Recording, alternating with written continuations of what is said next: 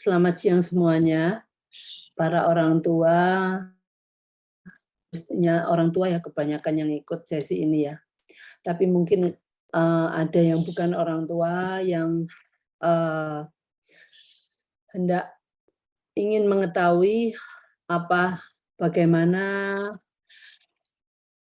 saya memberikan bantuan untuk aktivitas di rumah yang berkaitan dengan komunikasi. Eee Mungkin, untuk saya bisa membantu semua anak-anak, yang sudah memberikan video, sebanyak kira-kira 20 lebih video. Nah, video-video ini saya lihat, tetapi saya menyadari bahwa kurang informasi yang nanti, yang belum disampaikan oleh orang tua.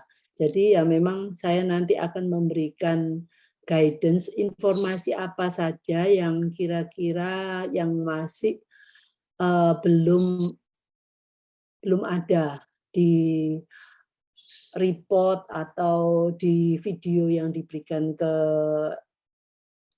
melalui grup atau Facebook ya. Jadi awal-awal, saya ingin membicarakan mengenai, komunikasi. Mungkin nanti, saya berharap, nanti kalau ada pertanyaan, pertanyaan itu jangan sampai keluar dari ranah apa yang kita bicarakan. Karena nanti akhirnya mengambil, waktu kita akan habis untuk membicarakan kasus-kasus yang lain. Nah, padahal kita, sedang membicarakan kasus gangguan komunikasi. Jadi, mungkin itu yang perlu saya, eee, beritahukan di depan, supaya orang tua kalau mau memberikan pertanyaan, saya berharap pertanyaan itu yang berhubungan dengan kasus yang sedang dibicarakan. Oke, judulnya kita itu bagaimana melatih Ananda dengan gangguan komunikasi di rumah. Sebelum itu, sebelum kita masuk langsung ke ranah komunikasi, saya ingin memberitahu orang tua bahwa tanda-tanda gangguan perkembangan yang awal-awal itu apa saja yang mungkin terlihat di anak ibu pada awal-awalnya, yang mungkin waktu itu kita juga belum mengetahui ya. Kita pikir hal itu adalah hal yang wajar, tetapi sekarang kita overview lagi supaya kita tahu, oh sebenarnya awal-awal itu kalau kita tahu, kita bisa lebih dini mungkin mengetahui bahwa anak kita perlu pertolongan yang lebih. Bukan kita mau, memberikan status dia anak special need, anak autis, anak apapun. Tapi menurut saya itu sign bahwa anak kita memerlukan pertolongan. Nah, pertolongan ini yang bisa memberikan itu orang tua. Jadi apabila kita mengetahui bahwa anak kita perlu pertolongan yang lebih daripada yang biasa kita berikan pada saudara-saudara yang lainnya, atau yang kita lihat pada anak-anak yang lainnya. Nah, kita pasti akan bisa memberikan pertolongan yang tepat, dan akhirnya anak kita bisa lebih maju, lebih cepat mendapatkan kemajuan.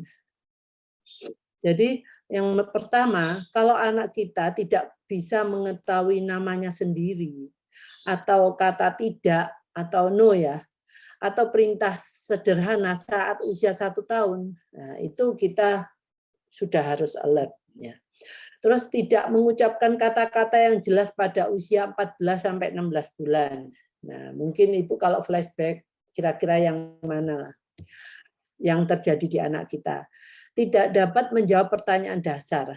Apa ini, di mana ini, siapa ini pada usia 3 tahun.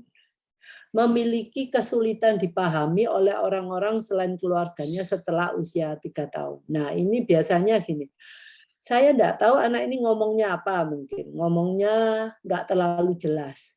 Atau dia akan bertingkah laku yang spesifik yang hanya dipahami oleh keluarganya. Oh, kalau seperti ini dia mintanya ini, ya, seperti itu.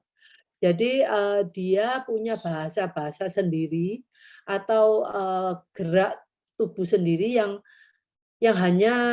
tidak biasa gitu. Yang hanya orang-orang keluarganya yang mengetahui sebenarnya apa kemauan dia. Nah, ada juga yang cerita ini lucu kalau saya. Kalau anak saya tuh sudah mojok-mojok, itu berarti dia tuh mau BAB, Bu. Oh ya. Nah, kalau anak-anak biasanya kan kayaknya sulit ya.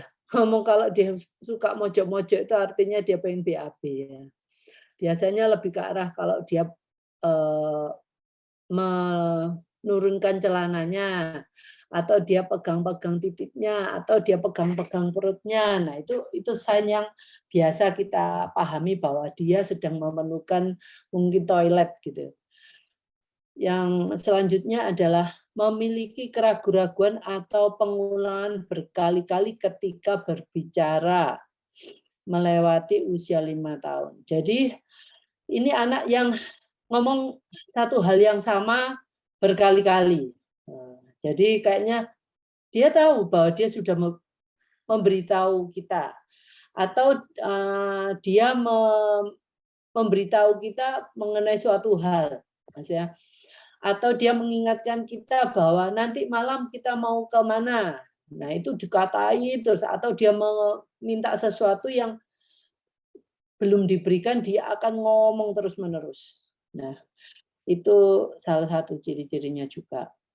Tidak dapat menceritakan kisah secara urut. Jadi kalau cerita itu lompat-lompat dari satu cerita ke cerita lainnya sampai kita tuh bingung yang diceritakan itu apa ya. Orang mungkin topiknya berganti-ganti.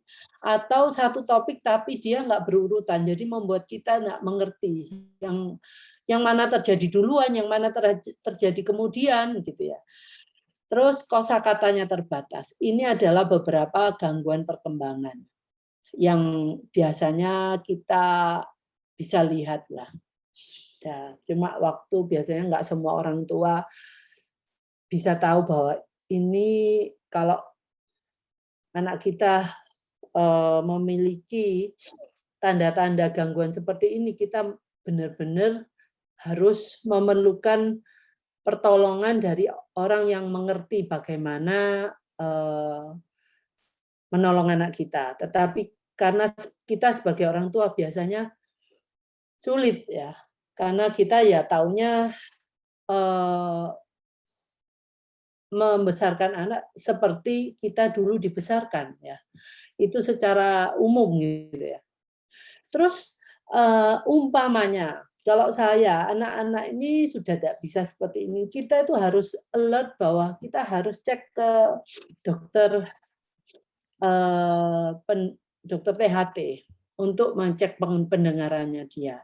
Atau dokter mata untuk penglihatan. Tapi lebih banyak, kalau mata itu kasusnya lebih sedikit ya.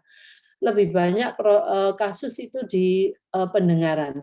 Tetapi biasanya bukan karena tuli, tetapi ada hal-hal yang berkaitan dengan proses pendengaran.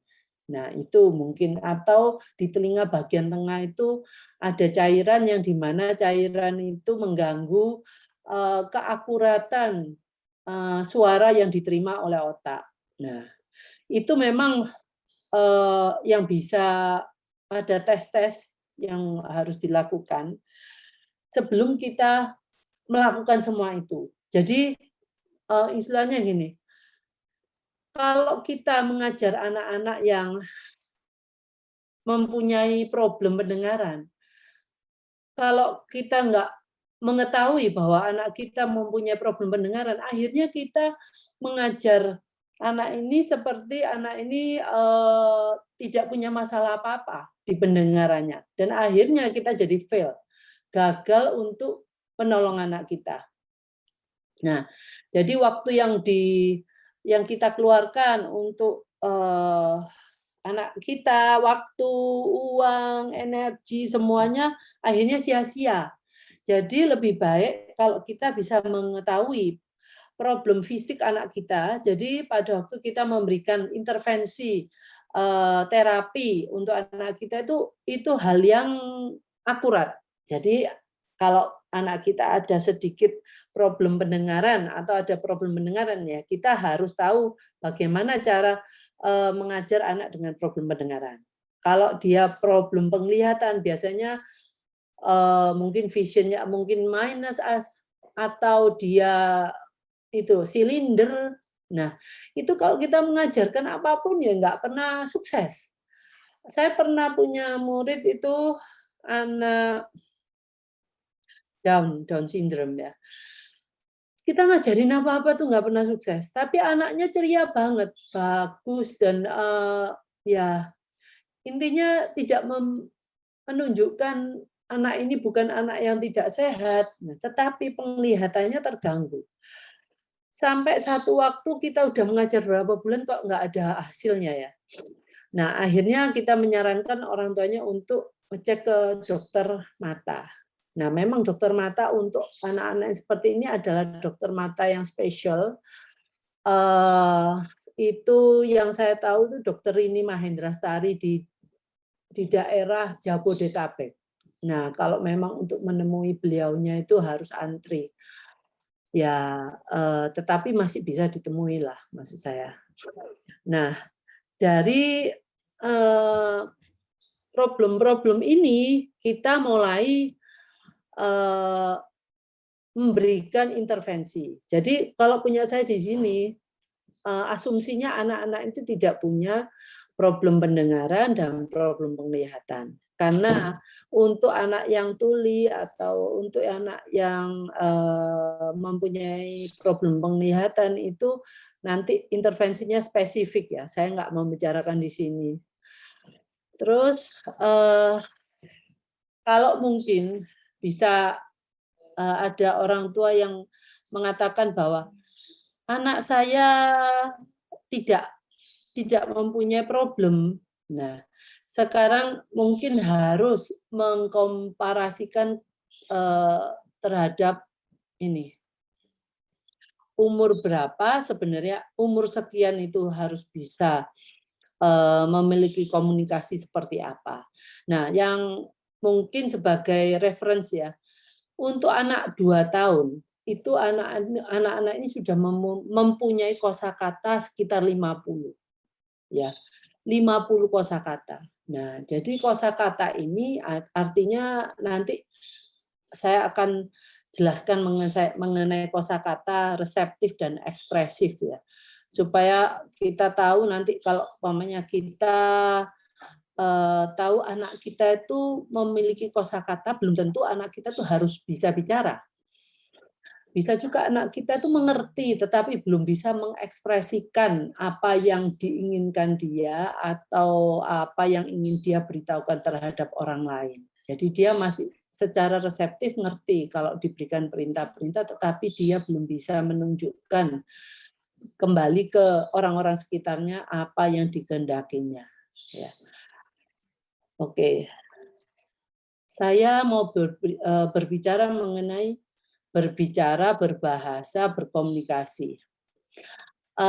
Apa sih sebelum kita masuk ke dalam konteks komunikasi, kita harus ngerti dulu ini, karena banyak hal rancu ya yang dikatakan orang tua, anaknya itu babbling, katanya anak saya sudah bicara. Jadi kita tidak bisa, kita harus punya standar yang sama antara orang tua dan terapis ataupun orang profesional yang membantu, supaya kita nggak banyak salah paham ya. Pada waktu kita ngomong anak, apakah anak ibu sudah berbicara? padahal anak ibu cuma bisa masih dalam tahap babbling, ya. Ataukah pertanyaannya apakah anak ibu sudah berkomunikasi? Ya, ini kalau biasanya orang-orang tanyanya ke berbicara ya. Kalau berkomunikasi itu lebih luas lagi. Kita mulai aja kita bahas mengenai berbicara ya. Kalau berbicara itu mengeluarkan suara, menyampaikan pendapat dari pikirannya. Berarti kita menyampaikan pendapat pikiran kita dengan melalui suara. Nah, suara itu bukan pastinya suara yang pastinya bermakna, yang juga dimengerti oleh orang lainnya apa yang dimaksud oleh orang yang mengeluarkan suara ini. Nah, itu biasanya suara-suara itu terangkai dalam satu bahasa yang dimiliki oleh yang dimengerti oleh orang-orang beberapa sekumpulan orang. Sekumpulan itu bisa kecil bisa besar ya, bukan sekumpulan kecil. Ya, oleh orang-orang yang sekumpulan orang yang mengucapkan bahasa yang sama. Nah, jadi yang dihasilkan pastinya suara yang bermakna, yang bisa dimengerti oleh orang lain. Dan itu kita sebut komunikasi secara lisan. Ya, kalau berbicara itu pastinya nggak tertulis. Ya, dia berbicara dengan suara yang dihasilkan oleh mulut kita. Suara-suara yang dikenali yang membentuk bahasa. Ya, itu suara-suara itu bukan suara-suara yang rancu ya. Tapi suara-suara yang memang kita planning untuk bisa menyebut seperti satu. Oh, satu itu artinya satu. Ya, bisa dengan simbolnya satu atau jumlahnya satu. Nah, itu suara-suara yang dikenali. Kita semua tahu kalau satu itu yang mana. Oke. Jadi pengucapan yang menunjukkan keterampilan seseorang mengucapkan suara dalam suatu kata. Nah, ini cuman lebih jauh lagi. Orang yang bisa mengucapkan suara dalam suatu kata. Jadi kata itu banyak, mungkin suara-suara yang tergantung dari apa yang bisa kita yang mau kita ucapkan. Nah, itu adalah berbicara ini adalah salah satu keterampilan berbahasa. Jadi berbahasa itu bisa lisan, bisa tertulis. Tetapi kalau berbicara ini tidak mungkin tertulis, pasti lisan. Nah, itu.